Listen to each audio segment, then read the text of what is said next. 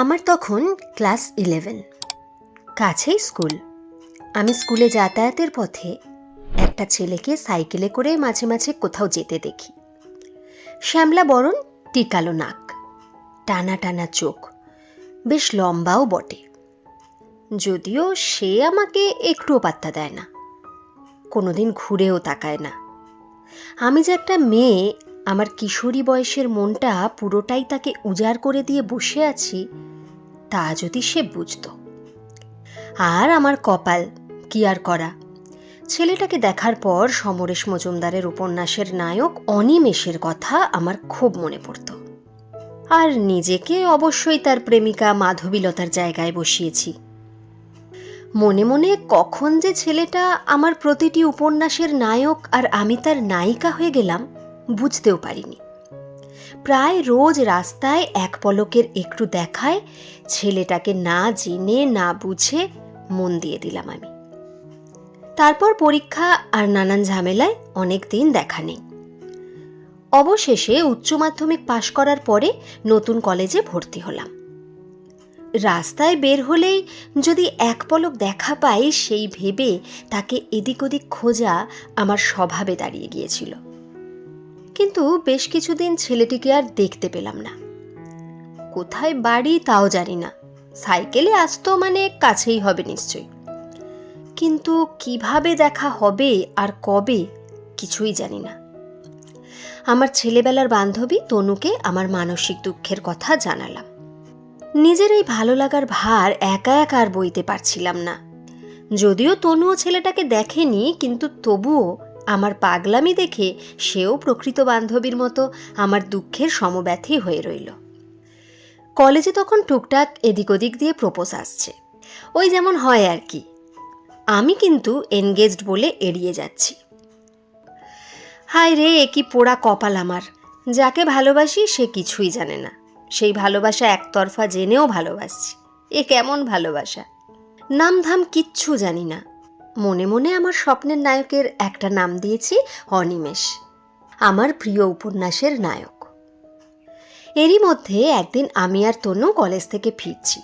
হঠাৎ দেখি আমার স্বপ্নের রাজকুমার একটা অন্য মেয়েকে বাইকের পিছনে বসিয়ে কোথাও যেন রওনা দিয়েছে। বুকের ভিতরটা কেমন যেন চিনচিন আর চোখটা জ্বালা করে উঠল আমার। তনুকে ইশারায় দেখালাম ছেলেটাকে। আমার মুখ দেখে তনু সব বুঝলো।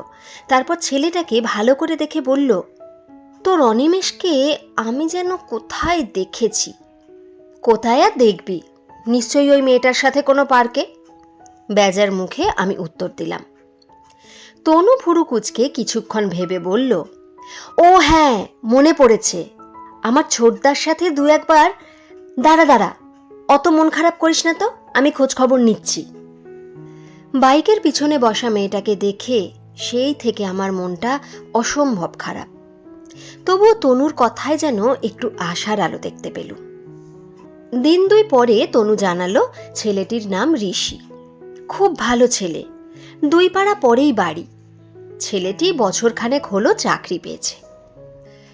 আমাদের সময়টা তখন অতটা অ্যাডভান্স ছিল না যে মেয়েরা নিজের পছন্দের অপছন্দের কথা সরাসরি কাউকে বলতে পারবে। মনের দিক থেকে কতটা নিরুপায় হলে একটা মেয়ে একটা ছেলের এইভাবে খোঁজ নেয়। ছেলেটি যদি জানতো তার জন্য এক সুন্দরীর এই গোয়েন্দাগিরি, নিশ্চয়ই খুব খুশি হতো।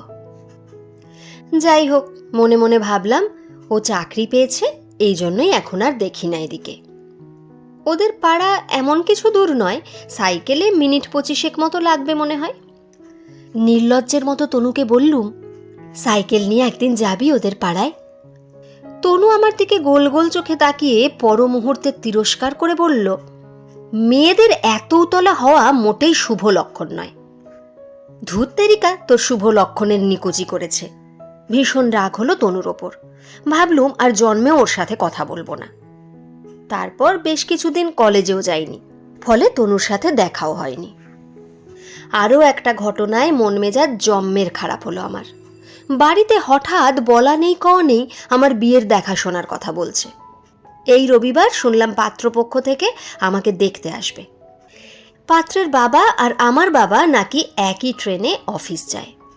দুজনে মিলে এই সম্বন্ধ ঠিক করেছেন। কিন্তু এর মধ্যে সেদিন একটা খুশির ঘটনাও ঘটেছে। আমার একতরফা প্রেম মনে হয় এক ধাপ এগিয়েছিল সেদিন। স্টেশনে গেছিলাম কেনাকাটা করতে। বাড়ি ফেরার পথে আমাদের পাড়ার ফুচকার দোকানের কাছে ফুচকা খাবো বলে দাঁড়িয়ে আছি। হঠাৎ দেখি সামনের সিগারেটের দোকানে ঋষি দাঁড়িয়ে। ওমা, নির্লজ্জের মতো এক দৃষ্টে আমার দিকে তাকিয়ে আছে। আমার বুকের ভিতরে দামামার মতো বাজতে থাকলো যেন। মনে মনে বললুম, আহা, এই প্রথম, এই এতদিন পরে প্রাণ খুলে তাহলে দেখলে আমায়। ছেলের চোখ দেখে এতদিনের অভিজ্ঞতায় বুঝলাম আমাকে বেশ মনে ধরেছে তার।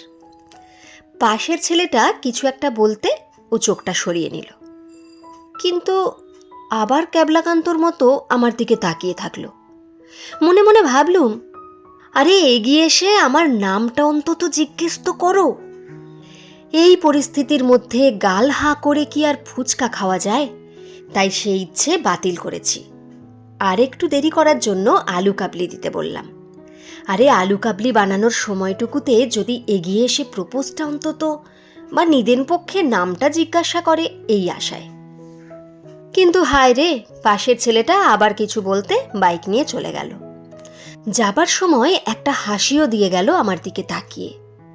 উফ, পাগল পাগল লাগছিল আমার, কি দারুণ হ্যান্ডসাম লাগছিল। হোক কি, আমিও বা কম কিসের? মনে মনে স্বপ্ন দেখতে শুরু করেছি, তার মধ্যে এসব বিয়ের দেখাশোনা। এতদিনের আমার একান্ত প্রেম যখন সবে পাখা মেলতে চাইছে, তখন এইভাবে সেই প্রেমের ডানা কাটার ব্যবস্থা করেছেন আমার বাবা। খুব রাগ হচ্ছিল। ওখানেই নাকি বিয়ে দেবেন মনস্থির করেছেন। পাত্র ভালো, পাত্রের নাম তথাগত সেনগুপ্ত, কিসের যেন অফিসার। আমার কিচ্ছু ভালো লাগছিল না। সামনের রবিবারে দেখতে আসবে পাত্রপক্ষ। সারা দিন ধরে ভাবছি কি করা যায়, কিভাবে এই বিয়েটা না করা যায়। মায়ের সাথে আমি বন্ধুর মতো মিশি ঠিকই, কিন্তু মাকে এইসব প্রেমের কথা আমি মোটে বলতে পারবো না। আর সাহস করে নির্লজ্জের মতো বললেও কি বলবো মাকে? এমন একটা ছেলেকে ভালোবাসি, চিনিও না যাকে, সেও আমায় ভালোবাসে কিনা তাও জানি না। কিন্তু সেদিনের ওই তাকানো আমার পক্ষে ভোলা সম্ভব নয়। এক পলক হলেও বুঝেছিলাম এ প্রেমিকেরই চোখ। আর দু একবারও যদি এমন দেখা হবার সুযোগ হতো, কিন্তু হায় রে আমার পোড়া কপাল। দিন দুই পরে মা সকালে রান্না করছিল। আমি মাকে রান্নাঘরে এসে কিছু বলবো ভাবছি, কিন্তু কি বলবো কিছুই বুঝতে পারছি না। অসময় রান্নাঘরে আমাকে আসতে দেখে মা আমার দিকে জিজ্ঞাসু দৃষ্টিতে তাকালো। আমি কিছুই বলতে পারলাম না যথারীতি। রান্নাঘরে দাঁড়িয়ে এটা ওটা নিয়ে নাড়াচাড়া করছি, আর আমার চোখ ছলছল করছে। সেটা লক্ষ্য করে মা অবাক হয়ে রান্না রেখে আমার কাছে এসে জিজ্ঞেস করলো, কি রে, কি হলো? আমি কিছু না বলতে পেরে মাকে জড়িয়ে ধরে কেঁদে ফেললাম। তারপরে নিজেকে একটু সামলে আসল কথা ছেড়ে শুধু এটুকু বলতে পারলাম, ও মা, আমি এখন বিয়ে করব না, আরও পড়তে চাই আমি। মা আমার মাথায় হাত বুলিয়ে এই বলে সান্ত্বনা দিল যে, ছেলের বাবার সাথে তোর বাবার কথা হয়েছে, বিয়ের পরেও তুই পড়তে পারবি, কোনো অসুবিধা নেই।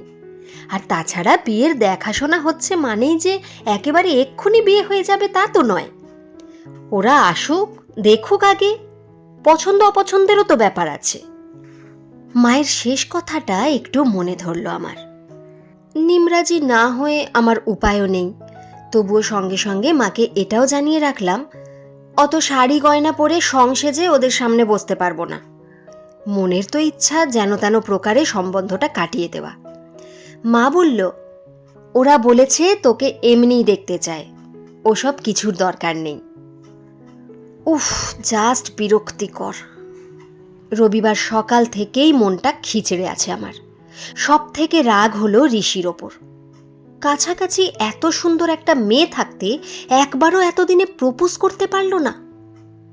সেদিন অমন একটা সুবর্ণ সুযোগ ছিল, যদি আমাকে দেখার পর এগিয়ে এসে কিছু একটা বলতো তাহলেও বুঝতুম। না, ক্যাবলার মতো শুধু তাকিয়েই সময় নষ্ট করলো। কাপুরুষ একটা। যথারীতি বিকালে পাত্রের বাড়ি থেকে সবাই এসে গেছে। আমার ডাক পড়ল। এমনি একটা সাধারণ বাইরে যাওয়ার চুড়িদার পরেছি, কপালে একটা টিপ পরা ছাড়া কোনো সাজগোজ করিনি। পাত্রটিকে আর কোনোভাবে না হোক আমার হাবে ভাবে বুঝিয়ে দিতে চাই আমি রাজি নই এই বিয়েতে। কিন্তু ডাইনিং হলে গিয়ে ভূত দেখার মতো চমকে উঠলাম আমি। মনে যেন টুংটাং শব্দ বেজে উঠল। আমার সামনে ঋষি বসে মিটিমিটি হাসছে। আমি যেতেই নমস্কার করে ভদ্রতা ভরে উঠে দাঁড়ালো। পাশে সেই সেদিনের বাইকের পিছনে বসা মেয়েটি। শুনলাম ওর বোন হয়। নিজের কান নিজেই মলা দিলাম মনে মনে। আমার এতদিনের প্রেমিক আমারই পাণিপ্রার্থী হয়ে এসেছে। মনের উচ্ছ্বাসটুকু কিছুতেই আটকাতে পারলাম না। সারা মুখে ছড়িয়ে পড়ল লজ্জা। অত্যন্ত লক্ষ্মী মেয়ের মতো টুকটুক করে প্রণাম করলাম সবাইকে। আমার মা বোধ হয় আমার মুখের দিকে তাকিয়ে একটু অবাকই হলেন, ঠিক বুঝে উঠতে পারলেন না মেয়েকে।